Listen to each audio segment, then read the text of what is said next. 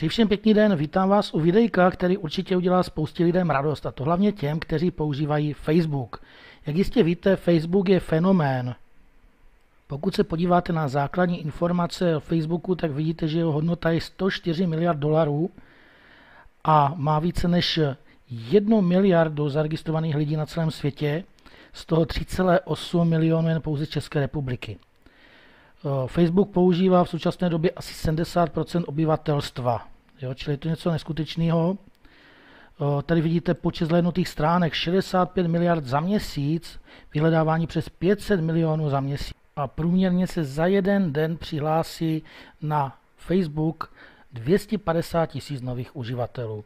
Jsou to neskutečné čísla a také jsou tu neskutečné peníze, protože na základě toho, že je zde tolik uživatelů, tak samozřejmě na Facebooku se zobrazují různé reklamy, hry, soutěže a tyto věci tam vlastně dávají sponzoři, společnosti, kteří za to samozřejmě Facebooku platí, protože my to vidíme, my pak o to máme zájem, my ty hry hrajeme.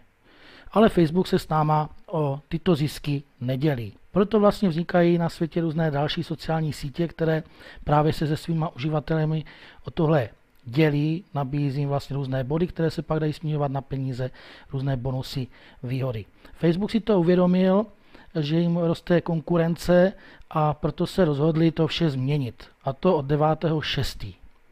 Od 9.6. začíná taková super novinka, kdy Facebook vlastně si postavil svůj vlastní ML systém a bude všem zdarma, kteří se zaregistrují zdarma, vyplácet peníze. My si teďka teda řekneme, za co ty peníze budou. Základem budou hry na Facebooku, protože skoro miliarda lidí hraje hry na Facebooku. Jsou to různé hry, určitě znáte, chodí vám spousta nabídek her, přímo na zeď, jo, zahrajte si, čili je to opravdu mega. Já sám si kolikrát zahraju nějakou hru, abych se odreagoval. Ty hry jsou z 90% zdarma, ale samozřejmě jsou zde i hry placené. Jistě víte, že se zde dá hrát i poker, vše ostatní. Takže si představte, že vy se zaregistrujete, dáte o tom vědět těm svým známým na Facebooku, čili máte v přátelích x známých, kteří třeba tyto hry hrají, protože vím, že mě právě tyto hry tito známí posílají, takže vy je předběhněte, pošlete jim právě třeba tohleto video, nebo jim o tom řekněte, se zaregistrují a právě z těchto lidí, kteří hrají, vy budete mít peníze až do 10. linie, čili něco neskutečného.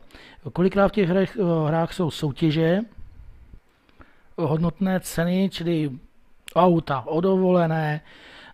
Z tohohle všeho vám vlastně budou z těch 10 linií pod váma vyplácený provize, čili když ten člověk vyhraje dovolenou, tak se spočítá hodnota té dovolené a vyplatí vám provize z té dovolené za toho člověka. Taktéž, když ten člověk vyhraje auto nebo když vyhraje nějakou finanční hotovost, tak vám vlastně bude vypláceno z těchto odměn. Opět opakuji až z 10. linie, takže představte si, kolik peněz se točí na Facebooku, kolik vy můžete zaregistrovat lidí do 10. linie pod sebou. Můžou to být opravdu desetitisíce lidí a tím se zvyšuje samozřejmě ta možnost, že právě z těch 10 000, 100 000 lidí pod váma vždycky někdo vyhraje a vy z toho budete mít právě tu výhru. Bude se to týkat teda jak her, tak i soutěží. Těch je na Facebooku taky spousta.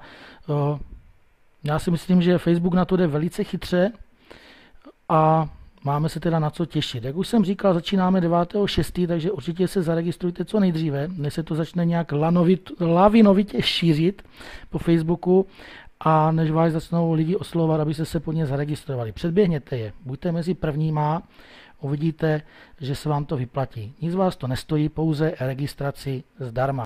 A jak se správně zaregistrovat, vám právě nyní ukáži. Takže váš sponzor vám zašle registrační link, na který když kliknete, najde vám tahleta stránka. Pokud vy registrační link nemáte, tak ho najdete pod tímhletím videem v textové části na YouTube. Takže kliknete na link, zobrazí se vám tahle stránka, tady máte videjko, které jsme si před chvilkou pouštěli, čili představení vlastně celého projektu, který Facebook spouští. A následně, když jdete tady níže, tak se můžete zaregistrovat zde, kliknutím na tu žlutou tabulku, anebo zde. Tady jsou takové základní informace, důležité je tady tohle, tady vám jde časomíra, takže až tady budou nuly, tak se to spouští. Takže tohle je vlastně ten čas do spuštění. Pojďme teda na tu samotnou registraci. Klikneme zde na registrovat a poté se vám zobrazí teda registrační formulář. Zde vidíte jméno svého sponzora a zde teda již vypisujete své údaje. Takže vaše jméno a příjmení, dále váš e-mail. Já doporučuji sem dávat e-mail na Gmail, protože ty české e-maily i slovenské, Seznam Centrum a tak dále kolikrát nefungují. Tady je potřeba verifikace, ověření toho účtu, který vám přijde na e-mail, tak radši si dejte tu práci, pokud Gmail nemáte, tak si ho vytvořte. Já doporučuji pro zahraniční projekty jako jednoznačně používat Gmail, nikdy se vám nemůže stát, že by se vám něco ztratilo. Tak pokud chcete, každopádně můžete vyzkoušet i Centrum a Seznam a pokud vám vlastně to nepřijde na to ověření, tak poté musíte udělat novou registraci, ale já bych to udělal tak, jak vám říkám. Takže zde poté napíšete přezdívku, čili to, co používáte, přezdívku neboli usrnáme, zde vyberete teda stát, z kterého se přihlašujete, registrujete, takže v tomto případě je to Česká republika. Pokud jste na Slovensku, tak Slovenská republika. A poté si to vše ještě zkontrolujte a kliknete na registrovat. Tak, super, registrace proběhla. Já jsem ještě v té registraci zapomněl říct to, že pokud tam budete dávat tu svou přezdívku, může se stát, že iž tu přezdívku někdo používá, takže vám to tam třeba skočí, že si máte zadat jinou. Takže říkám, na světě jsou miliony lidí a co teprve na Facebooku, takže je docela možné a logické, že někdo třeba může mít tu vaši přezdívku taky. Takže pokud vám to hodí nějakou chybu, tak si změňte přezdívku.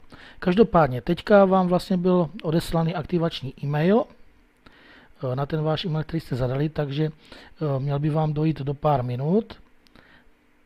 Pojďme se podívat teda. Jak vidíte, e-mail bez problémů došel, tady je vlastně ten aktivační link, na ten je potřeba kliknout. Následně po ověření vám do nějakých 5-10 minut přijde ještě další e-mail, v tom již budete mít přihlašovací údaje, čili abyste se mohli přihlásit do té své kanceláře, tak tam budete mít uvedené heslo, takže vy zadáte pak po přihlášení svůj e-mail a heslo, které vám dojde a poté se již dostanete do své kanceláře a můžete si tam doplnit informace. Takže tady je to krásně vidět, že je to opravdu v těch rozmezí 5 minut. Následně pokud se pod vás někdo zaregistruje, tak vám chodí opět informativní e-maily, takže víte hnedka o tom, že se pod vás někdo zaregistroval.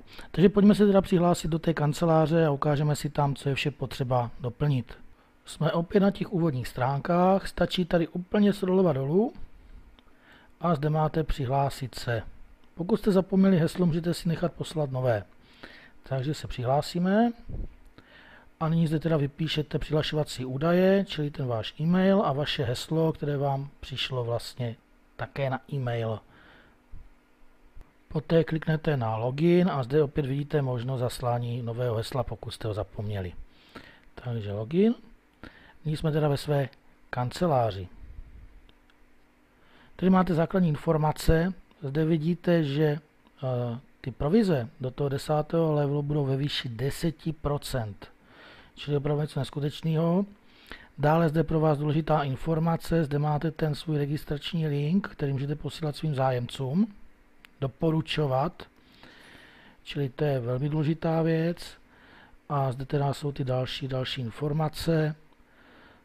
Příklady, ze $100 máte $10, z $500 $50, čili opravdu je to těch 10% a je to až do toho 10.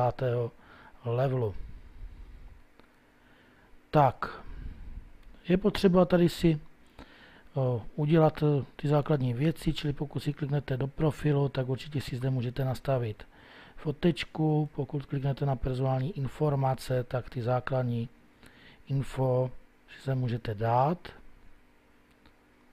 čili nic složitýho, určitě si zde můžete nahrát fotku, prostě si s tím určitě pohrát,